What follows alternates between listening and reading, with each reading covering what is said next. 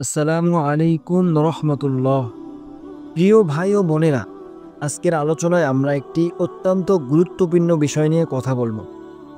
আল্লাহর ওপর ভরসা বা তাওয়াক্কুল। একজন মুমিনের জীবনের প্রতিটি ক্ষেত্রেই ভরসা কতটা প্রয়োজন, আর আল্লাহর ওপর নির্ভর করলে তিনি তার বান্দাকে কি কি ফল দান করেন, সেটি আজ জানব কোরআন ও হাদিসের বাস্তব কাহিনী দ্বারা। ভরসা মানে হলো নিজের দায়িত্ব পূর্ণভাবে পালন করার পর চূড়ান্ত ফলাফলের জন্য আল্লাহর ওপর নির্ভর করা। অর্থাৎ আমরা চেষ্টা করব, কিন্তু ভরসা করব শুধু আল্লাহ তাআলার ওপর। আল্লাহ তাআলা কুরআনুল কারিমে বলেন, যে ব্যক্তি আল্লাহর ওপর ভরসা করে তার জন্য আল্লাহই যথেষ্ট। সূরা আত-তালাক আয়াত নম্বর ৩।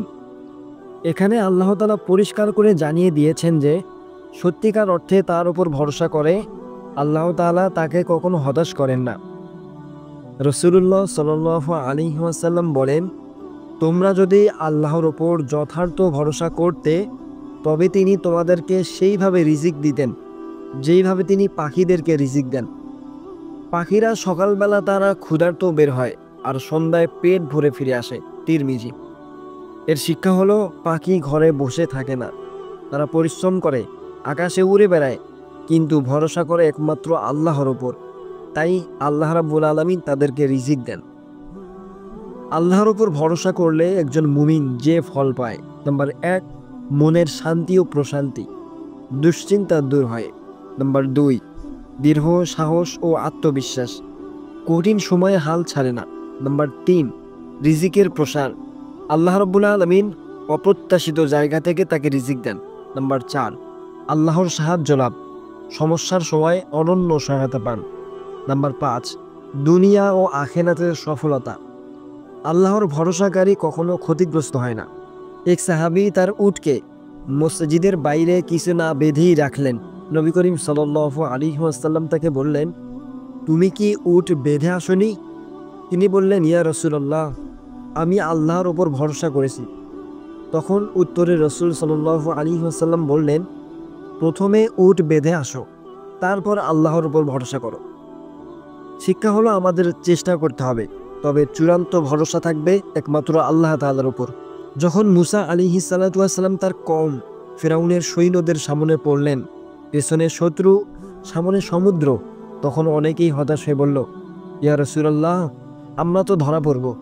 তখন মুসা আলাইহিস সালাম বললেন, কখনো না, আমার সঙ্গে আছেন আমার প্রতিপালক, আমার সৃষ্টিকর্তা, তিনি অবশ্যই আমাকে পথ দেখাবেন। সূরা আশ-শুআরা আয়াত ৬১-৬২।